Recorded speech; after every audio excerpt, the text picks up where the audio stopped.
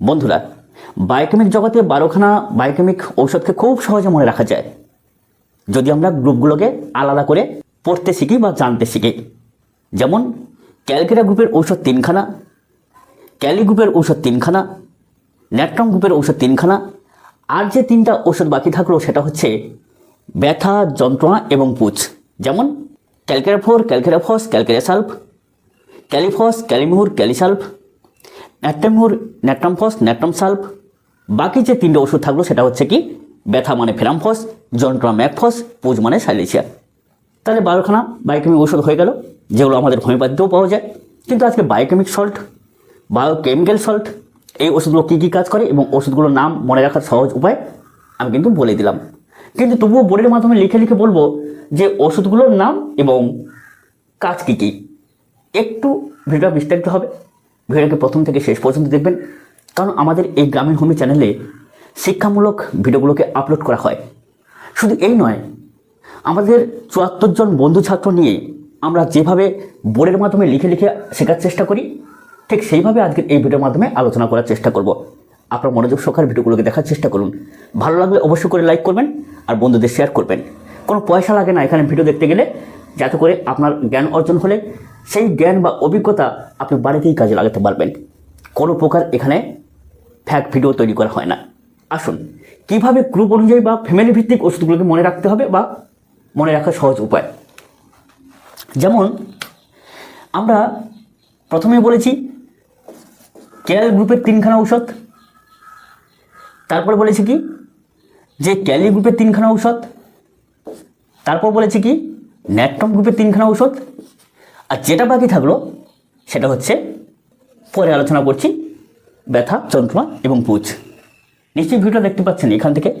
এবার আসি ক্যাল গ্রুপের ঔষধ, যেমন ক্যালকেরিয়া 4 হয়ে গেল, ক্যালকেরিয়া 4। 2 নম্বর ঔষধ কি ক্যালকেরিয়া ফস। 3 নম্বর ঔষধ কি ক্যালকেরিয়া সালফ হয়ে গেল। এবার আসি ক্যালি গ্রুপের 3খানা ঔষধ। ক্যালি গ্রুপের কি ক্যালিফস দিয়ে শুরু করছি, ক্যালিফস। তারপরে কি ক্যালিসালফ,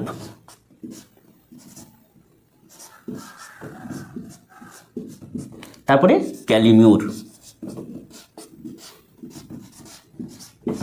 হয়ে গেল।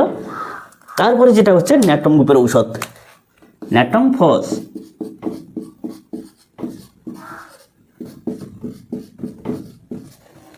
তারপরে ন্যাট্রাম সালফ,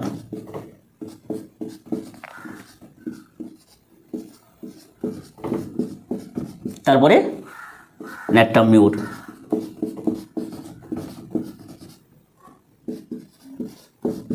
তাহলে এবারে বাকি থাকলো ব্যথা, যন্ত্রণা আর পুঁজ। তাহলে ব্যথায় আমরা কি জানি ফেরামফস, না এটা অন্য কালি দিয়ে করি, তাতে করে আপনাদের বুঝতে সুবিধা হবে।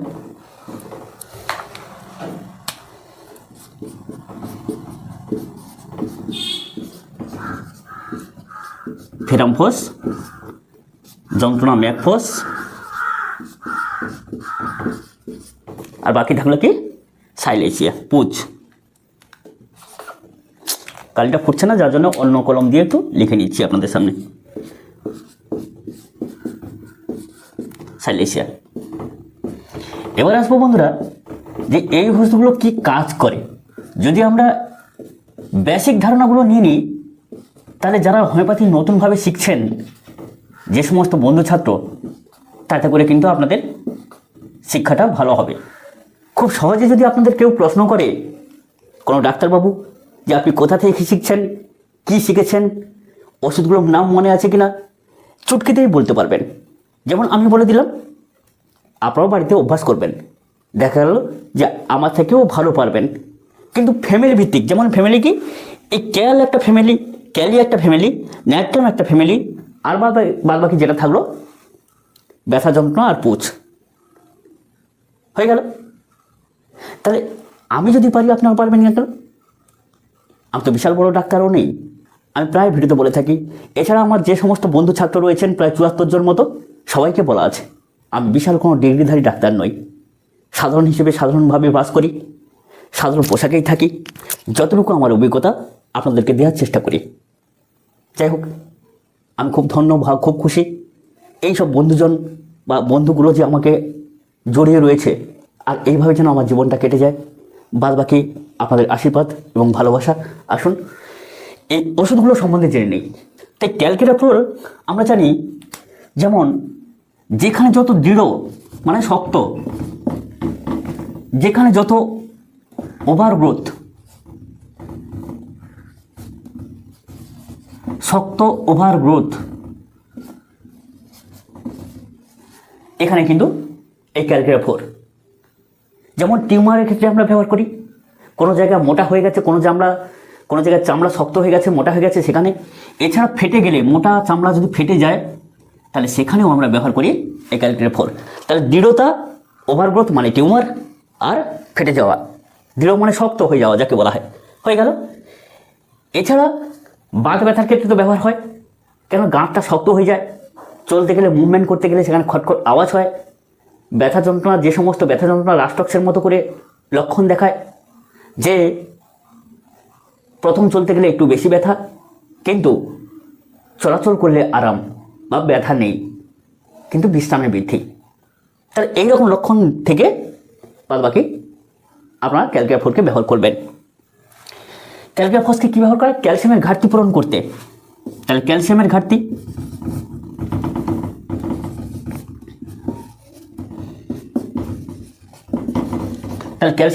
পূরণ করতে আমরা ব্যবহার করি। যেমন যখন মাতৃগর্ভে শিশুর ভ্রূণটা সৃষ্টি হয়, সেখান থেকে ক্যালকেটাফ্লোরকে ব্যবহার করা হয় ক্যালসিয়ামের ঘাটতি পূরণ করার জন্য। মানে জন্ম থেকে মৃত্যু পর্যন্ত এই ক্যালসিয়ামের ঘাটতি বারবার আমরা দেখতে পাই, প্রতিনিয়ত হয়ে থাকে। যেমন অন্ডলালা ক্ষয়ের মাধ্যমে, অন্ডলালা কি? সর্দি অনেকদিন ধরা অন্ডলালা, এছাড়া অনেকদিন আমাশয় ভোকা অন্ডলালা, অনেকদিন লিউকেরিয়া অর্থাৎ সাদা স্রাব মহিলাদের, মা বোনেদের, সেটাও অন্ডলালা। কোনো যুবক স্বপ্নদোষে ভুগছেন, সেটাও অন্ডলালা। হস্তমৈথুন করছেন, সেটাও অন্ডলালা। আবার অতিরিক্ত স্ত্রী সংসর্গ করছেন, সেটাও অন্ডলালা। তাহলে নিয়মিত কিন্তু আমরা অন্ডলালার ক্ষয় দেখতে পাই। তাহলে হয়ে গেল, এটা হচ্ছে অন্ডলালার ক্ষয়, সিদ্ধান্তকালীন দুর্বলতা বা ক্যালসিয়ামের ঘাটতি পূরণ করতে। এই ক্যালসিয়ামের ঘাটতি যে পূরণ করতে আমরা সবথেকে বেশি ব্যবহার করি, তার একটা প্রমাণ পাই। প্রত্যেকটা জায়গায় দেখবেন যে শিশু দেরিতে হাঁটতে শেখা, দেরিতে দাঁত ওঠা, তেলতালু নরম, হাত পা বেঁকে যাওয়া, রিকেট রোগ, এই সমস্ত রোগগুলোকে ভালো করতে ক্যালকেটাফ্লোরকে ব্যবহার করা হয়। যে শিশুদের ক্ষেত্রে সবথেকে বেশি ব্যবহার করা হয় এবং ক্যালসিয়ামের ঘাটতি মেটাতে সবথেকে বেশি ব্যবহার করা হয়। গর্ভবতীকালে মাকে অবশ্যই করে ক্যালকেটাফ্লোর সেবন করানো শুরু করতে হয়। এছাড়া শিশু জন্মানোর পরে পা বেঁকে যাওয়া, দেরিতে হাঁটতে শেখা, তেলতালু নরম, দাঁত উঠতে দেরি হওয়া, এইসব রোগের ক্ষেত্রে অবশ্যই করে ক্যালকেটাফ্লোরকে ব্যবহার করতে হয়। যাই হোক, ক্যালকেটার সাল্ফ কোথায় ব্যবহার করবেন?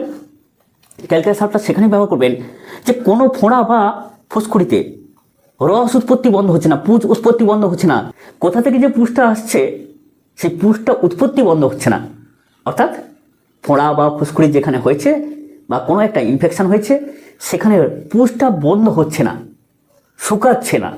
তাহলে পুঁজ শুকাতে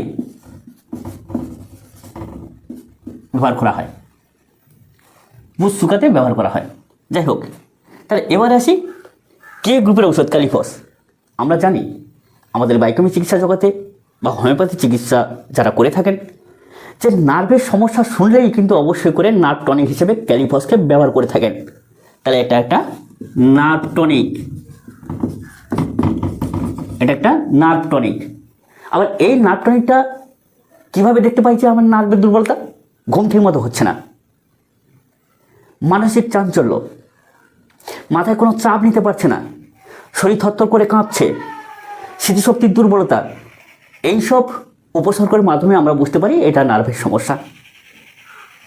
তাহলে ক্যালিফস একটা নার্ভ টনিক। এবার আসি ক্যালিসাল্ফ। এই ক্যালিসাল্ফটা কোথায় ব্যবহার করবেন? আমরা জানি বায়োকেমিকে ব্যথার ঔষধ মানে প্রথম অবস্থায় হচ্ছে ফেরামফস, দ্বিতীয় অবস্থায় হচ্ছে ক্যালিমুর, তৃতীয় অবস্থায় হচ্ছে ক্যালিসাল্ফ। অর্থাৎ যদি ফেরামফস না পারে তাহলে ক্যালিমিউরকে ব্যবহার করতে হয়, আর যদি ক্যালিমিউর না পারে তখন কিন্তু ক্যালিসালফকে ব্যবহার করতে হয়। তাহলে এই ব্যথা যন্ত্রণার তৃতীয় অবস্থার ঔষধ হচ্ছে ক্যালিসালফ। আচ্ছা, এবারে আসি ক্যালিমিউর, এটা হচ্ছে দ্বিতীয় অবস্থার ঔষধ। তাহলে ব্যথা বেদনা, এটাও ব্যথা বেদনা, বাকি অনেক রকম লক্ষণ রয়েছে। যাই হোক, এবার আসে ন্যাট্রাম গ্রুপের ঔষধ, ন্যাট্রামফস। আমরা জানি অম্ল, অ্যাসিড, এই কথাটা শুনলেই কিন্তু আমরা অবশ্যই করে ন্যাট্রামফসকে আগে স্মরণ করি। টক ঠেকুর, টক উদ্গার, টক গন্ধ পায়খানা, এছাড়াও কৃমিজনিত রোগ। তাহলে এখানে কি কৃমি, অম্ল, পেটের সমস্যা, এই রোগের ক্ষেত্রে ব্যবহার হয়। আচ্ছা, ন্যাট্রাম সালফ কোথায় ব্যবহার করবো আমরা? যদি বর্ষাকালে রোগ বৃদ্ধি হলে, বর্ষাকালে সমস্যা বৃদ্ধি, এখানে বর্ষাকালে সমস্যাটা লিখে দিয়ে আপনাদের বুঝতে সুবিধা হবে। তাহলে বর্ষাকালে সমস্যা, ঠান্ডা লেগে যাওয়া, জলে ভিজে কোনো রোগ বৃদ্ধি, জলে ভিজে রোগ বৃদ্ধি, বর্ষাকালে জলাধারের কোনো শাকসবজি খেয়ে পেটের সমস্যা, এছাড়াও পিত্ত বৃদ্ধি, যেটা পিত্ত হ্রাস বৃদ্ধি গিয়াজনিত কারণে বা সমস্যাজনিত কারণে জন্ডিস, গলব্লাডার স্টোন, এই সমস্ত কিছু হয়ে থাকে, সেখানে কিন্তু এই ন্যাট্রাম সালফ দারুণ কার্যকরী। এবার আসি ন্যাট্রামিউর। এছাড়া হ্যাঁ, আরেকটা কথা বলতে ভুলে গেলাম, এই ন্যাট্রাম সালফ শরীরের জলকে কি করে, বের করে দেয়, শোষণ করে। কোনো জায়গায় জল জমে গেছে, ফুলে গেছে, সেই জলটাকে শোষণ করে। এবার আসি ন্যাট্রামিউর। ন্যাট্রামিউর কী করে? আমাদের যে জল বা রসকে কন্ট্রোল করে। অতিরিক্ত জল যদি শরীর থেকে বেরিয়ে যায়, তার কারণ যদি শরীর শুকিয়ে যায়, ন্যাট্রামিউর সেই জলটাকে কন্ট্রোল করে, নিয়ন্ত্রণ করে। দেখবেন যাদের শরীর শুকিয়ে গেছে, ম্যারাসমাস, রোগা, দুর্বল হয়ে গেছে, অ্যানিমিয়াগ্রস্ত হয়ে গেছে, শরীর শুকিয়ে যাচ্ছে, সেখানে কিন্তু এই ন্যাট্রামিউর বেশি ব্যবহার করা হয়। এটা আপনারা নিশ্চয়ই জেনে গেছেন। তাহলে কী করে? ন্যাট্রামিউর জলকে নিয়ন্ত্রণ করে।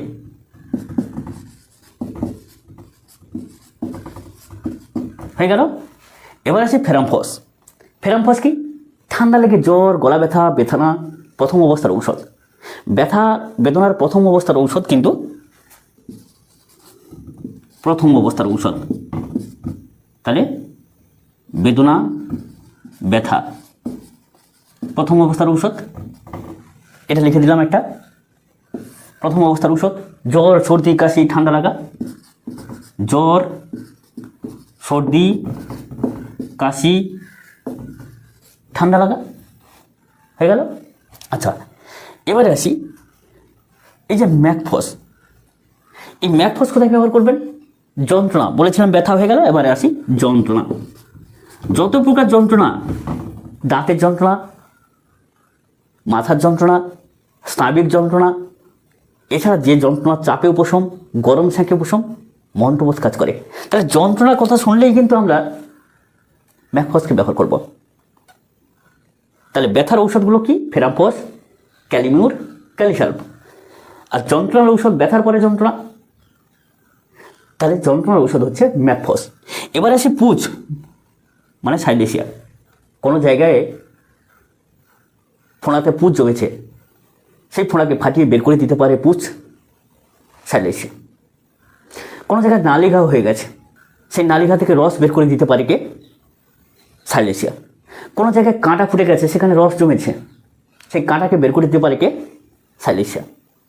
তাহলে সাইলেশিয়া হচ্ছে পুঁজ। তাহলে পুঁজের জন্য সাইলেশিয়া। যেমন কাঁটা ফোটা, ফোঁড়া ফাটানো, এইসব সমস্যার ক্ষেত্রে, এইসব রোগের ক্ষেত্রে সাইলেশিয়া। তাহলে আরও অনেক লক্ষণের সঙ্গে এর বিস্তারিত লক্ষণ আছে, কারণ এই দু একটা লক্ষণের উপর নির্ভর করে কিন্তু হোমিওপ্যাথি সৃষ্টি হয়নি, এই বায়োকেমিক সৃষ্টি হয়নি। আবার এই যে ওষুধগুলো সব হোমিওপ্যাথিতেও পাওয়া যায়, কিন্তু একটা বায়োকেমিক্যাল সল্ট, যেটা বায়োকেমিক ওষুধ হিসেবে ব্যবহার করে আমরা এই সমস্ত রোগগুলোকে সারাতে পারি। এছাড়া অনেক রোগের ক্ষেত্রে ব্যবহার করা হয়। তাহলে বিস্তারিতভাবে একদিন অন্য কোনো টপিকের সময় আমরা কিন্তু কি করব, যে হোমিওপ্যাথি আর বায়োকেমিকের পার্থক্য তুলনামূলক আলোচনা করব।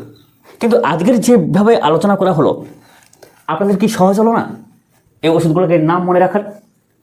যেমন আমি চোখ বন্ধ করে বলতে পারি, আমি যদি একটা ন্যূনতম গ্রামের মানুষ হয়ে এই ওষুধগুলোকে মনে রাখতে পারি খুব সহজে, তাহলে আপনি কেন পারবেন না? আপনি তো উচ্চশিক্ষিত বুদ্ধিমতী বুদ্ধিমান মানুষ, কেন পারবেন না? চেষ্টা করুন, অবশ্যই পারবেন। আবার একবার বলি, ওষুধগুলোকে চোখ বন্ধ করে মনে রাখা যায়। যেমন ক্যালকেরা-4, ক্যালকেরা-ফস, ক্যালকেরা-সালভ, ক্যালিফস, ক্যালিমিউর, ক্যালিসালভ, ন্যাট্রেমুর, ন্যাট্রমফস, ন্যাট্রমসালভ, ফেরামফস, ম্যাকফস আর সাইলেসিয়া। আরামসে নিঃসন্দেহে ন্যূনতম একটা গ্রামের ছেলে যদি মনে রাখতে পারে, আপনিও পারবেন। এগিয়ে যান, অবশ্য করে ভগবান আপনার মঙ্গল করুক। সবাই সুস্থ থাকুক এবং ভালো থাকুক।